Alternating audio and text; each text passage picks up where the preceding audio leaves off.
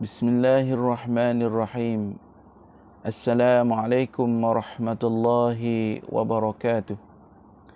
Alhamdulillahi rabbil alamin. Wabihi nasta'in ala umuri dunya waddin. Wassalatu wassalamu ala ashrafil anbiya'i wal mursalin. Sayyidina wa maulana Muhammadin wa ala alihi wa ashabi ajma'in. Subhanaka la ilma lana illa ma 'allamtana innaka antal alimul hakim. Wala hawla wala quwwata illa billahil aliyyil azim. Allahumma rabbi shrah li sadri wa yassir li amri wahlul 'uqdatam min lisani yafqahu qawli. Allahumma yassir wa la tu'assir wa tammim bil khair. Subhanaka la ilma lana illa ma 'allamtana innaka antal alimul hakim. Wala hawla wala quwwata illa billahil aliyyil azim. Amma ba'. Tuan-tuan, puan-puan muslimin dan muslimat yang saya hormati dan saya kasih sekalian, alhamdulillah pada pagi ini marilah sama-sama kita memperbanyakkan mengucapkan syukur kepada Allah Subhanahu wa taala dan juga memperbanyakkan mengucapkan selawat dan salam ke atas junjungan besar Nabi kita Muhammad sallallahu alaihi wasallam. Syukur kepada Allah di atas segala nikmat yang Allah berikan kepada kita yang begitu luas, yang kita kecapi sehinggalah kini. Alhamdulillah tuan-tuan, Allah bagi ruang dan peluang kepada kita untuk menghirupkan udaranya pada pagi ini, dan seterusnya kita dapat menikmati kehidupan kita dalam keadaan yang sempurna, dalam keadaan yang sentiasa mengingati Allah Subhanahu wa taala. Orang yang sentiasa mengingati Allah Subhanahu wa taala, insya-Allah Allah sentiasa tidak putus-putus mengurniakan segala nikmat kepadanya. La in syakartum la azidannakum wa la in kafartum inna adzabi lasyadid. Sesungguhnya sekiranya kamu bersyukur kepada Allah Subhanahu wa taala, Allah akan tambahkan lagi nikmat ke atas diri kamu. Dan sekiranya kamu kufur akan nikmat Allah Subhanahu wa taala, tunggulah insya-Allah di hari akhirat nanti akan ada pembalasan azab di sisi Allah Subhanahu wa taala. Baik tuan-tuan dan puan-puan yang saya kasihi dan saya hormati sekalian, insya-Allah pada pagi ini kita akan teruskan pengajian kita dalam kitab Kepimpinan dan Kesempurnaan Sembahyang yang disusun oleh Tuan Haji Hussein bin Haji Paris dalam bab solat berjamaah. Sambungannya bab sembahyang berjamaah, dan insya-Allah pada pagi ini kita akan bincangkan mungkin dua syarat sahaja insya-Allah, syarat-syarat sembahyang berjamaah. Mungkin dua syarat saja, dan syarat yang selebihnya itu kita akan bincangkan pada sesi yang akan datang. Baik tuan-tuan dan puan-puan yang dirahmati Allah Subhanahu wa taala. Kita tahu bahawa hukum sembahyang berjemaah pada sembahyang fardu 5 waktu hukumnya adalah fardu kifayah. Manakala pada sembahyang Jumaat hukumnya fardu ain, dan pada sembahyang jenazah dan juga sembahyang sunat yang disunatkan berjemaah seperti solat sunat hajat, solat sunat 2 hari raya, solat sunat gerhana matahari, bulan dan sebagainya, itu adalah hukumnya sunat, dan makruh orang sembahyang tunai berimamkan orang yang sembahyang qada dan sebaliknya. Jadi fahamlah kita bahawa tuan-tuan, sembahyang berjemaah ni khususnya pada sembahyang fardu 5 waktu adalah hukumnya fardu kifayah. Baik tuan-tuan rahmati Allah Subhanahu wa taala. Syarat-syarat sembahyang berjemaah, ya. Syarat yang pertama hendaklah makmum berniat mengikut imam. Jadi kalaulah kita sebagai makmum mestilah kita berniat mengikut imam, ya. Sebagai contohnya kita sembahyang fardu subuh berjamaah, kita sebagai makmum niat di dalam hati, sahaja aku sembahyang fardu subuh 2 rakaat tunai mengikut imam kerana Allah Ta'ala, ya. Ini niat bagi makmum. Niat ini tuan-tuan ialah lintasan di hati yang perlu kita hadirkan di dalam hati kita ketika kita mengangkat tangan, takbiratul ihram, yakni menyebut kalimah Allahu Akbar. Ya. Di dalam kalimah bermula daripada A, Allah, alif, dan berakhir dengan Ra pada kalimah akbar. Maka di tengah-tengah ataupun di celah-celah itu, kita hadirkan hati kita, niatkan sembahyang, apa yang kita sembahyang tersebut. Ya. Baik tuan-tuan rahmati Allah Subhanahu wa taala. Makmum hendaklah berniat mengikut imam. Jadi huraiannya agak panjang berkenaan dengan makmum berniat mengikut imam ini. Yang pertama, wajib, ya, hukumnya wajib makmum berniat mengikut imam dalam sembahyang berjemaah. Wajib tuan-tuan, bukan sunat lagi, bukan sunat, bukan makruh, ya. Hukumnya wajib. Wajib bagi makmum berniat mengikut imam di dalam sembahyang berjemaah. Kalau dia sembahyang jemaah lah. Kalau dia sembahyang seorang-seorang, tidak perlu niat berjemaah. Kalau dia sembahyang berada di belakang imam, kalau dia niat seorang dia, maka dia tidak katakan, tidak dibolehkan kepadanya dikatakan berjemaah. Dia kena niat mengikut imam ataupun menjadi makmum. Jika ia tidak berniat mengikut imam, jadilah sembahyangnya itu sembahyang bersendirian. Dia duduk dalam satu saf bersama dengan orang lain di belakang imam. Dia niat seorang diri dia, ya.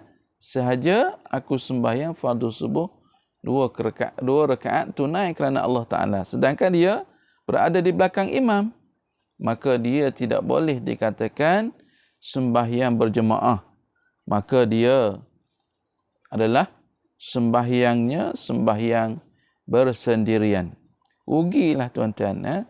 Rugi. Kalau kita duduk di belakang imam, tiba-tiba kita niat sembahyang bersendirian. Alangkah ruginya kita, dan lebih elok kita niat sembahyang berjemaah. Ini penting kepada ilmu. Kadang-kala kita tidak, kadang-kala orang ni tidak tahu macam mana nak niat duduk di belakang imam. Ini penting tuan-tuan.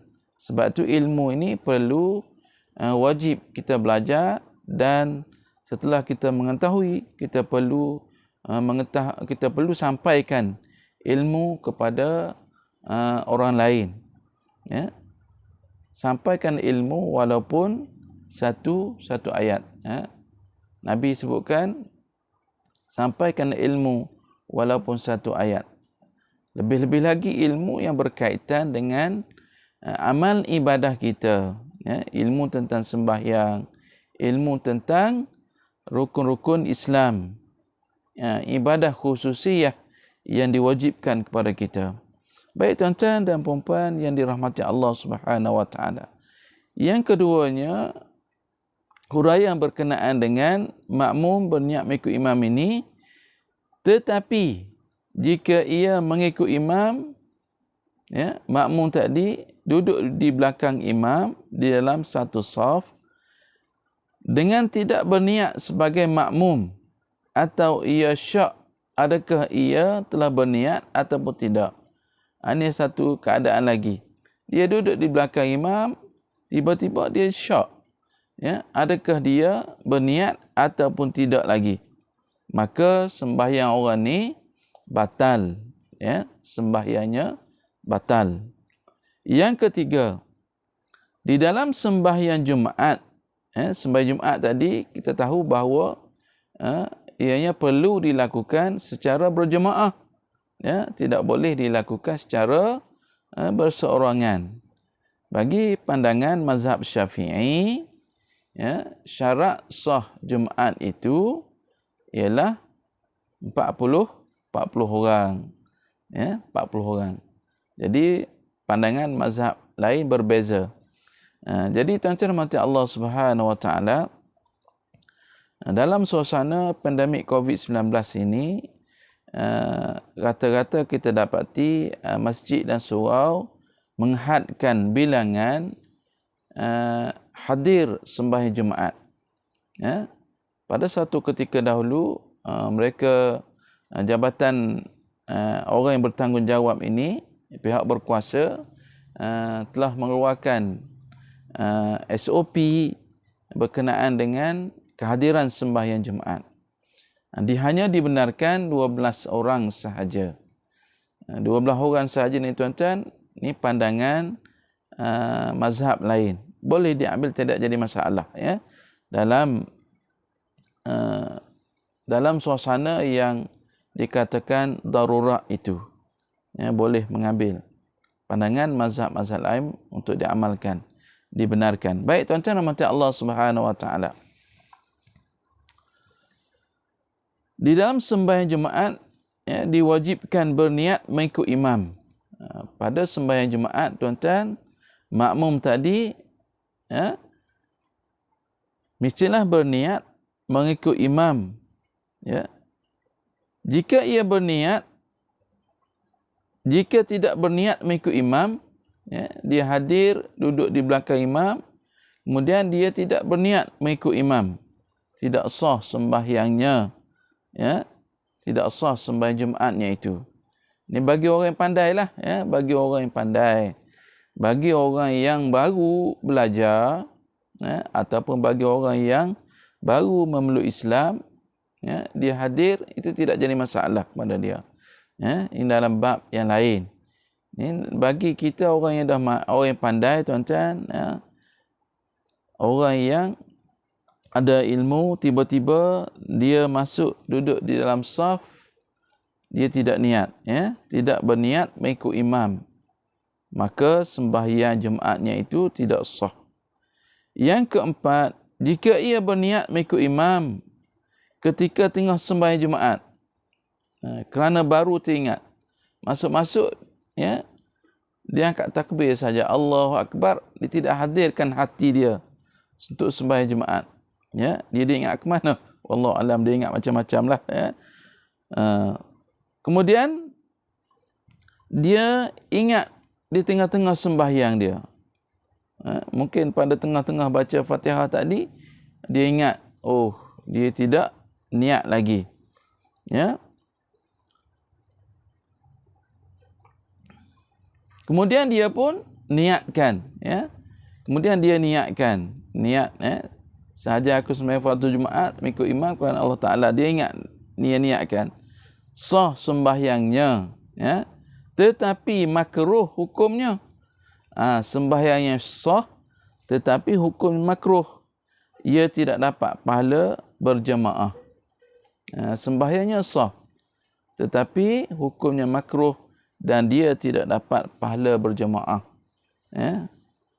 Yang kelima, bagi imam sembahyang Jumaat, ni bagi imam pula, ya, wajib berniat menjadi imam di dalam takbiratul ihram. Ni imam sembahyang Jumaat wajib berniat. Jadi kalau imam ni tak niat sembahyang Jumaat, tidak niat jadi imam ketika sembahyang Jumaat, maka tidak sah sembahyang dia, tuan-tuan. Ya, ni. Bagi imam sembahyang Jumaat wajib berniat menjadi imam di dalam takbiratul ihram. Jika ia tidak berniat menjadi imam di dalam takbiratul ihram, tidak sah sembahyang Jumaatnya itu. Ni, ya. Yang keenam, selain daripada sembahyang Jumaat, imam tidak wajib berniat menjadi imam, ianya hukumnya sunat saja.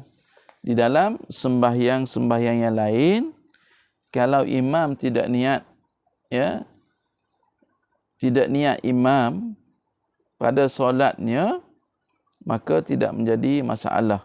Ya, imam tadi dia niat seorang diri dia, maka dia tidak dapatlah pahala berjemaah. Yang dapat pahala jemaah ialah makmum. Ya, bahkan hukumnya sunat bagi imam tadi niat jadi imam. Jadi makmum wajib. Wajib. Imam sunat hukumnya niat jadi imam pada solat selain daripada solat fardu Jumaat. Baik, tuan-tuan dan puan-puan yang dirahmati Allah Subhanahu wa taala. Yang ke-7, ya. Yang ke-7, huraian berkenaan dengan makmum berniat mengikut imam. Kalau ia tidak berniat menjadi imam, ya, ini bagi imam, sembahyangnya itu menjadi sembahyang seorang diri. Jadi sembahyang jemaah tadi, ya, sembahyang fardu subuh tadi, imam tadi dia tidak berniat menjadi imam, ya, maka dia tidak dapat pahala berjemaah. Bahkan sembahyangnya itu adalah sembahyang sendirian. Ya. Yang ke-8, apabila imam berniat menjadi imam, di tengah-tengah sembahyangnya, sah sembahyangnya itu dan ia dapat pahala mulai dari berniat itu. Maknanya dia mula-mula masuk sembahyang Allahu Akbar, dia hadirkan sembahyang fardu subuh 2 rakaat. Ya, tunai kerana Allah Ta'ala. Sedangkan dia jadi imam, dia pun sembahyang. Ketika membaca Fatihah, ya, dia pun niat jadi imam. Maka pahalanya bermula, pahala berjemaah tadi dikira ketika dia niat berjamaah. Ya, ini perlu kita tahu, tuan-tuan. Ya. Yang ke-9, sah orang balik mengikut imam yang belum balik yang memayyiz. Ya. Ini orang yang telah balik, sah mengikut imam yang belum balik, yang memayyiz. Ya, memayyiz inilah kanak-kanak yang dapat membezakan mana yang kotor dan mana yang bersih. Tetapi jika tidak memayyiz, tidak sah diikut. Ya, kalau kanak-kanak tadi tak dapat bezakan mana yang baik, mana yang tak baik, mana yang kotor, mana yang bersih, maka tidak sah mengikut imam. Jadi kalau kita lihat, kadang-kadang anak-anak tahfiz, umur baru 12 tahun, bacaannya sedap, ya. Jadi yang di belakangnya adalah orang dewasa. Jadi sah, ya, sah mengikut imam yang belum balik. 12 tahun ni tak balik lagi lah, ya. Jadi orang dewasa sah mengikut imam yang belum balik tadi. Yang ke-10, sebaik-baiknya berniat mengikut imam ialah di dalam takbiratul ihram. Jadi yang sempurna, yang sesempurnanya niat mengikut imam ni ialah ketika di dalam takbiratul ihram. Ya, ni yang terbaik sekali.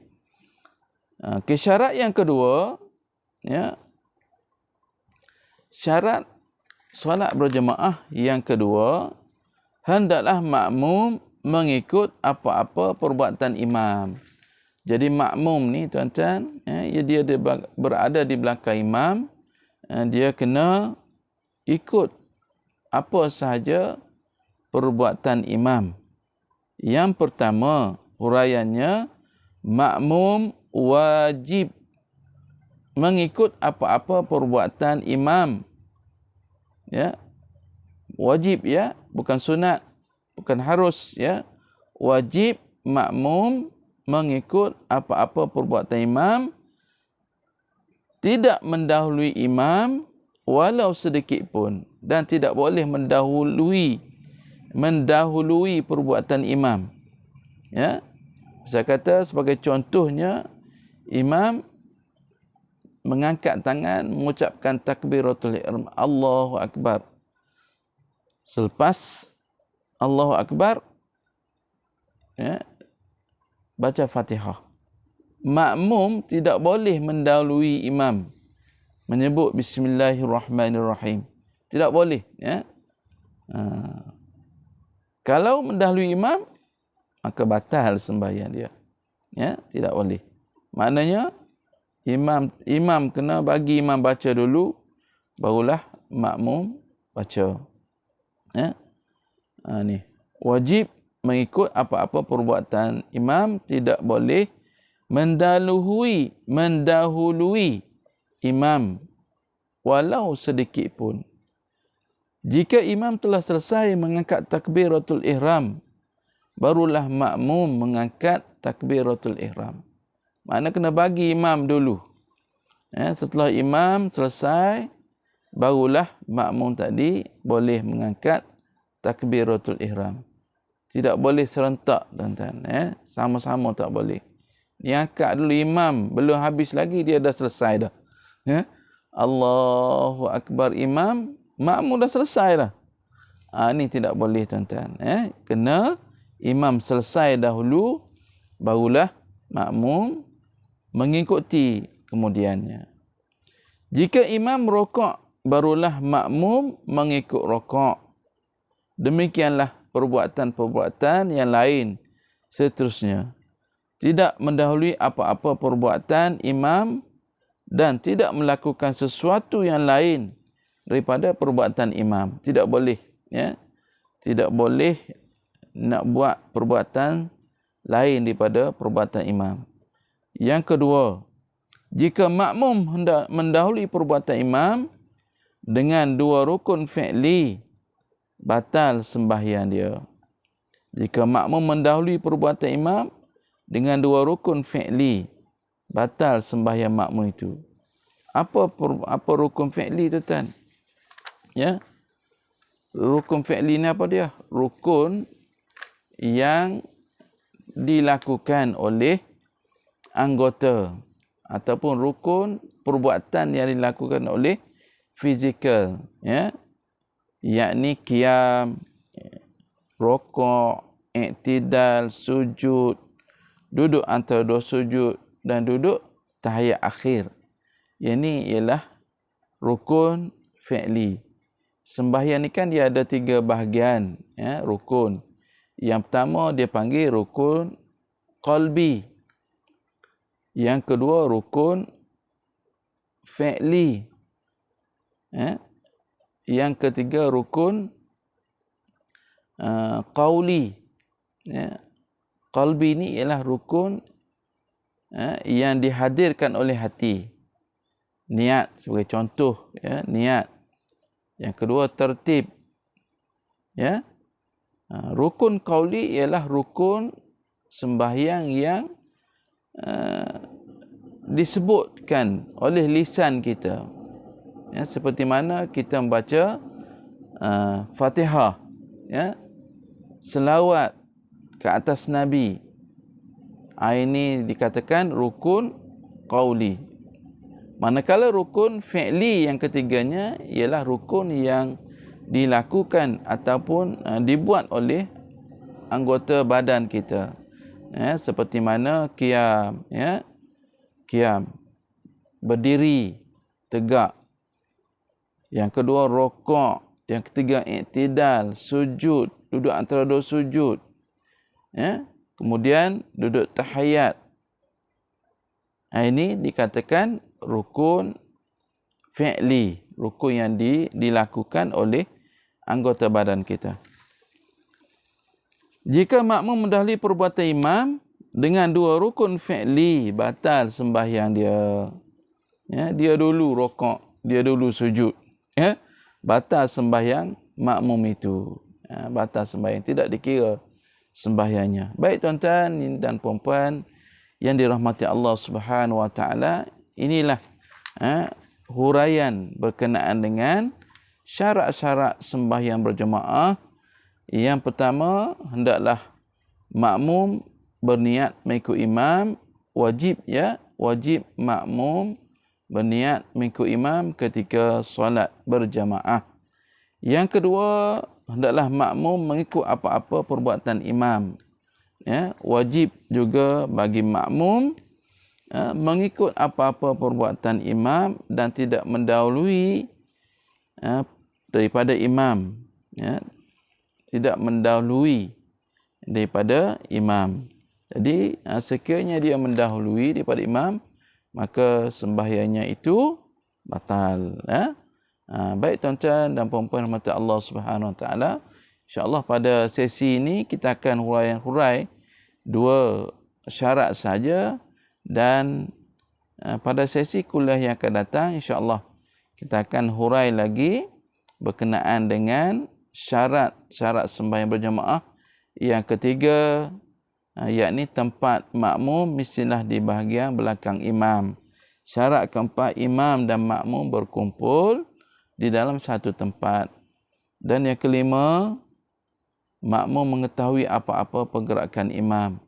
Dia ada 14 syarat, dan insya-Allah kita akan huraikan satu persatu di dalam sesi kuliah yang akan datang. Saya mengharapkan tuan-tuan hadirkanlah, ya. Lihatlah video ini sampai habis. Kemudian pahami betul-betul. Kemudian kalau tidak faham, boleh komen dalam ruang komen. Dan kalau yang rasa baik sesuai, bolehlah tolong sharekan. Semoga dengan kita berkongsi ilmu yang baik ini, Allah Subhanahu wa taala memberikan keberkatan dalam kehidupan saya dan di kehidupan tuan-tuan dan puan-puan bersama keluarga. Mudah-mudahan tuan-tuan dan puan-puan diberi kesihatan baik dan diluaskan rezeki oleh Allah Subhanahu wa taala. Yang baik daripada Allah dan yang lemah adalah kekurangan saya. Aqul qauli hadza wa astaghfirullahal azim li wa lakum.